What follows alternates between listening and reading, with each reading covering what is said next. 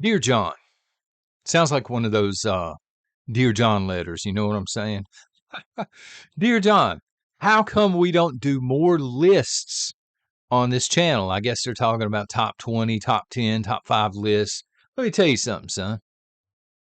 Actually, you're absolutely right. We don't do enough lists on this channel. Thank you for pointing that out. Yes, folks, I do listen to feedback over here at Prepper Nation.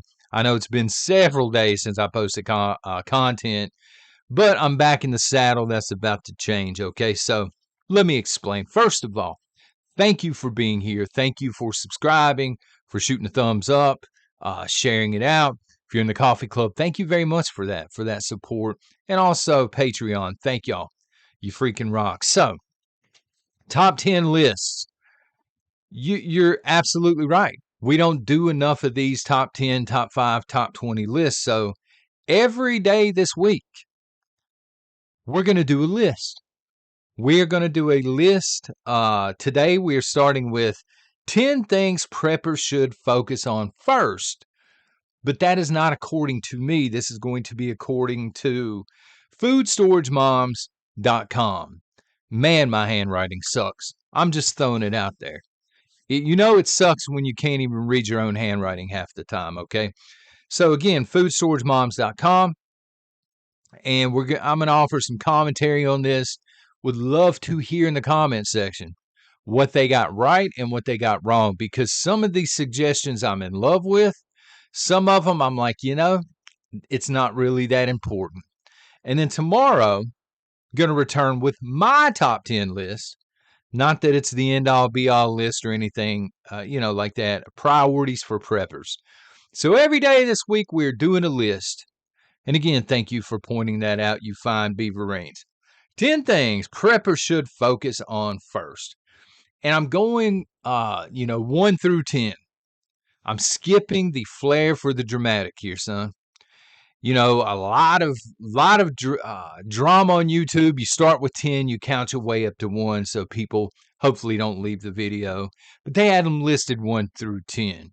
So I'm going to go down through these 1 through 10, okay? And again, would love to hear comments down below, because some of these are great advice. Others are kind of vague and not great, in my opinion. What would you add to the list? What would you take off the list, et cetera, et cetera? So number 1, they have assess your risks and create a plan. So this one is kind of sort of vague. I agree with this. But again, it's vague. It doesn't really explain what they're talking about, okay? For me, when I read this, I'm thinking, and we've talked about this in the past, what's more likely to happen? Are you more prone to see aliens coming out of the sky if you live in Florida, for example? Or are you more prone to see a hurricane? They just had a hurricane in Florida. We got a bunch of rain off of it. It is what it is. We didn't lose power or anything like that.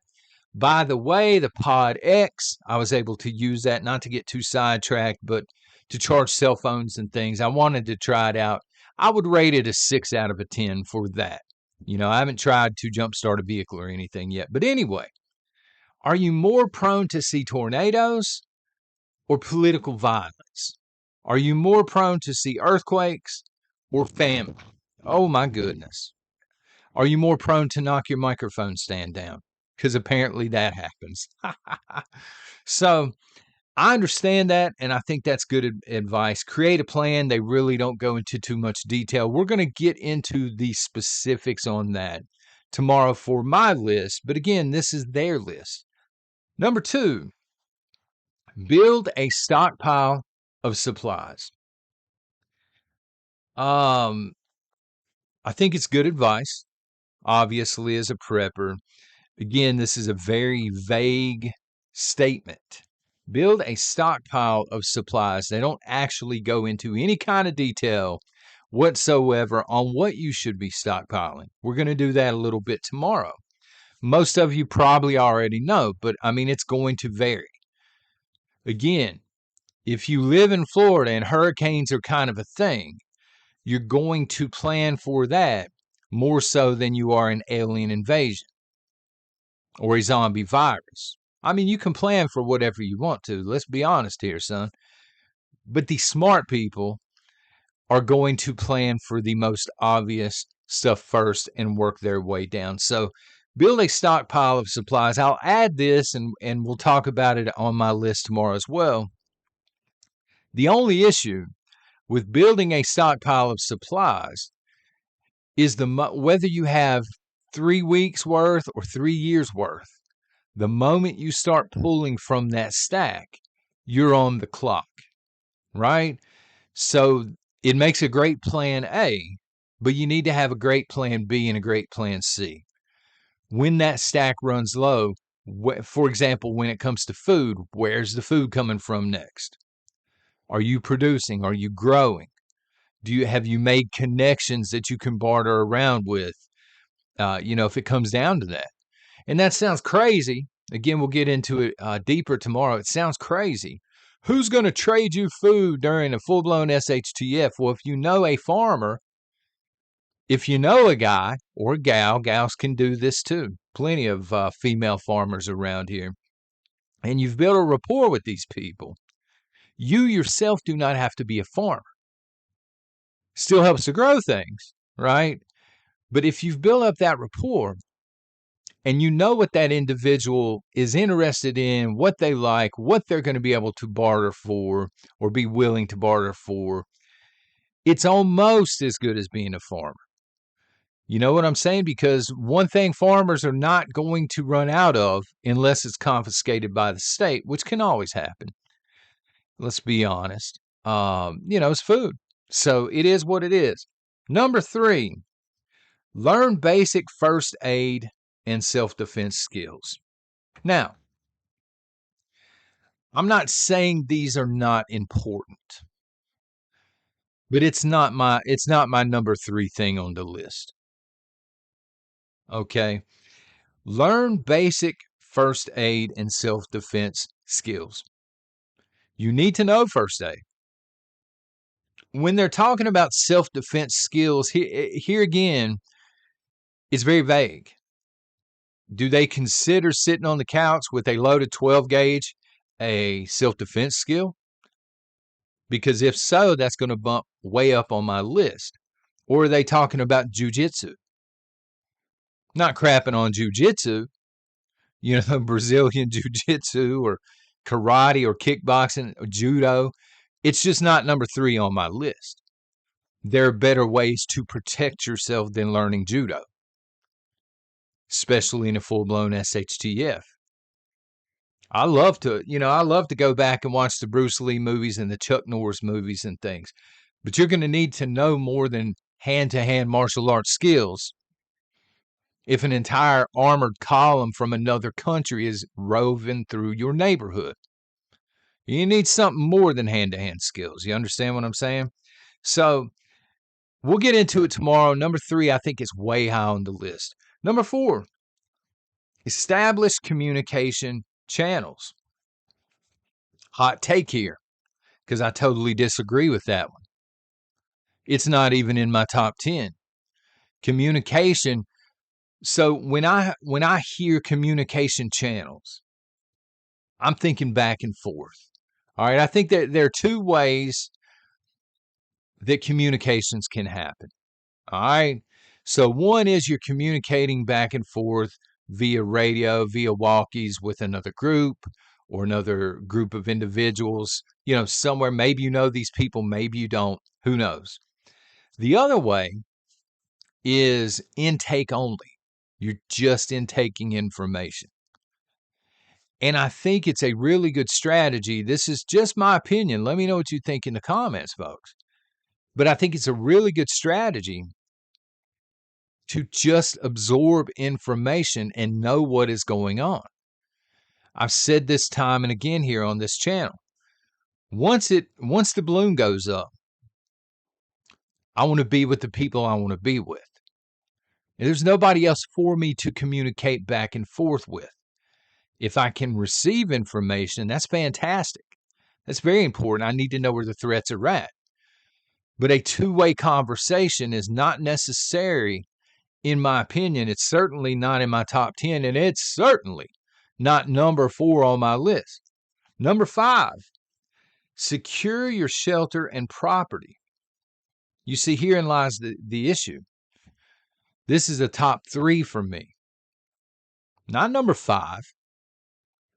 I'm not setting up comms back and forth and worrying about establishing communications back and forth before I am securing my property. I want to make sure my home is secure first. I want to make sure the property is secure. I want to make sure that if there's a threat coming, I'm going to see it before it arrives, well before it arrives. And to me, that's a lot higher on the list than talking to somebody on the other side of town. Because again, I'm already with my people at this point. There's already a plan in place, which we'll go over tomorrow. Number 6, develop survival skills. So, again, very vague statement. This can mean a million different things. People need to have survival skills, but this does not mean that you are one of the 2 people on dual survivor. If you are, that's fantastic. Okay, but survival skills can be basic things. You can start very basic. Can you build a fire multiple ways? And do you know how to purify water multiple ways? If so, you're already in the upper echelon of people that are going to be living through SHTF. It already gives you a serious advantage. You can work from there. And again, to me personally, I'm not saying first aid isn't important. I think that it is, but getting back to the first aid, what was it, number 3, guys? I think first aid is a survival skill. And I think this should actually be in the top 3, the survival skills, not necessarily hand-to-hand combat and things like that. Now, again, if you're talking about securing the property, having firearms, being proficient with them, yeah, that's in the top 3 or 4 for me, for sure. But if we're talking again about judo and karate, no, man, that's not in my top 3. That's fantasy stuff. I'm not saying it's bad if you know it. I'm not saying that it's not worth learning, but it's not in my top 10 because a good rifle and a good scope is the ultimate equalizer, in my opinion. Number 7, create a financial safety net. Disagree. This is not in my top 10. Okay. And I'll say that with an asterisk beside it. Okay. So I think right now in 2024, if at all possible, you avoid taking on any more debt. And I've said this time and again, the only way I'm taking on more financial debt as a prepper is if I'm buying something with credit that is going to eventually pay for itself and then some. You can buy tools, you can buy equipment. You know what I'm saying? I'm not going into debt for a fancy car. I'm not going into debt for a big screen TV with surround sound. Something like this, okay? But if you have to go into debt, for example, a complete solar setup, and you know within a few years it's going to have paid for itself, okay, I look at that as an investment more than I do debt. So I say, again with a caveat, but create a financial safety net with the things that are coming in this country. And we're going to be talking about this later in the week.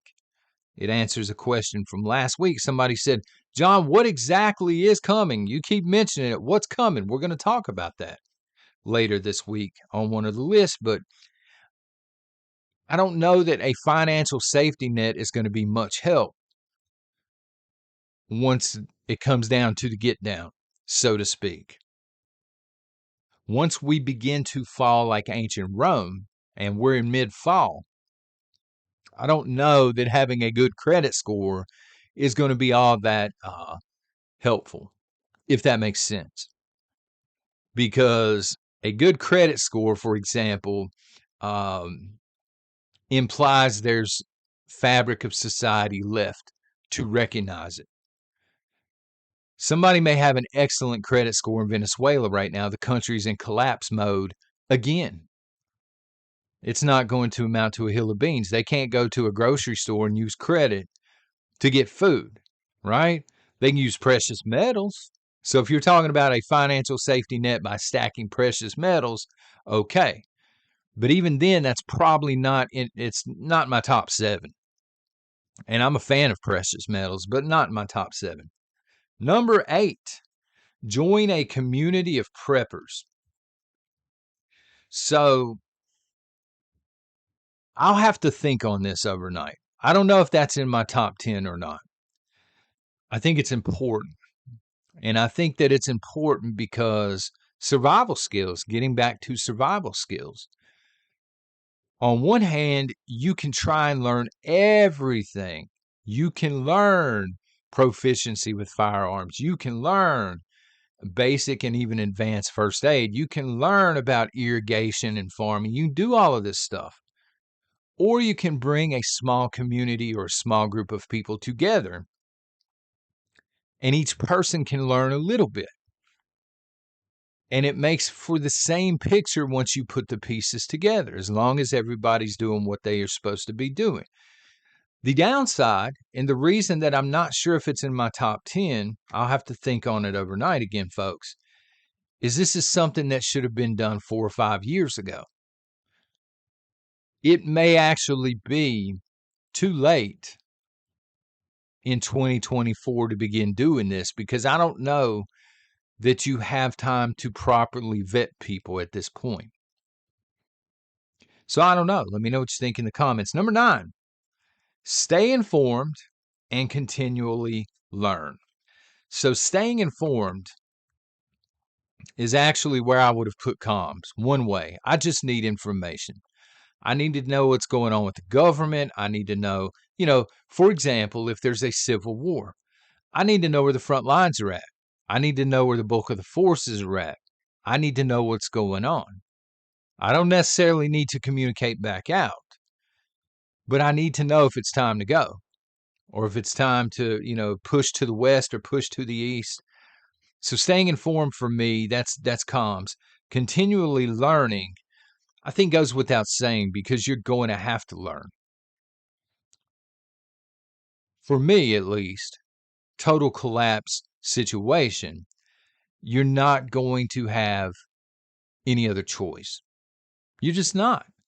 You're going to have to do things that you've never had to do before, and you're going to have to figure it out. Maybe you've never started a fire. I know it sounds crazy, but there are people out there that have never camped before. They'll figure it out. People are resilient, believe it or not, as much as I like to beat the zombies up here on this channel. The non-preppers, right? People figure things out. Some of the greatest preppers alive are homeless.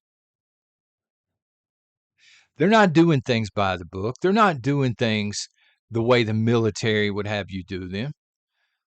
They're not doing things perfectly, but they're getting by. They're surviving day to day. And they've had to learn a system. They've had to learn how to do things, folks. People are resilient. So, yeah, I think you're going to continuously learn.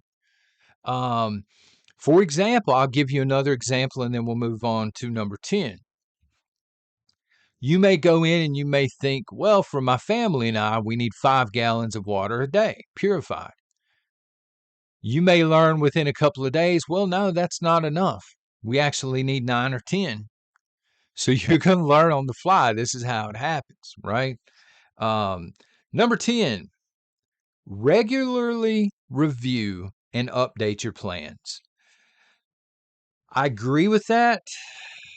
I think that's solid advice. I don't know that it's in my top 10. Plans are going to change for sure. And you need to have multiple plans. But again, when you're just doing a top 10, these are very, very, very important things that we're talking about.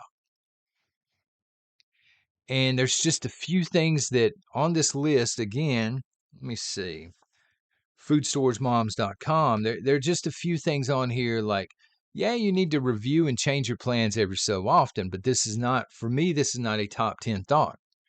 Learning hand-to-hand martial arts, yeah, that's great, but it's not a top 10 thing. Communicating with people on the other side of Los Angeles, if you're in Los Angeles, God help you if you are, by the way, it's not really a top 10 deal for me. So this is their list. Again, tomorrow, I'm going to be offering up my own list. And what I'm hoping happens, folks, again, in the meantime, drop a comment. Let me know what does not need to be on their list, what should be on their list, what did they miss? These sorts of things. What did I miss something? If I did, let me know down in the comments. And otherwise, we'll be going over another list tomorrow. Y'all take care. God bless.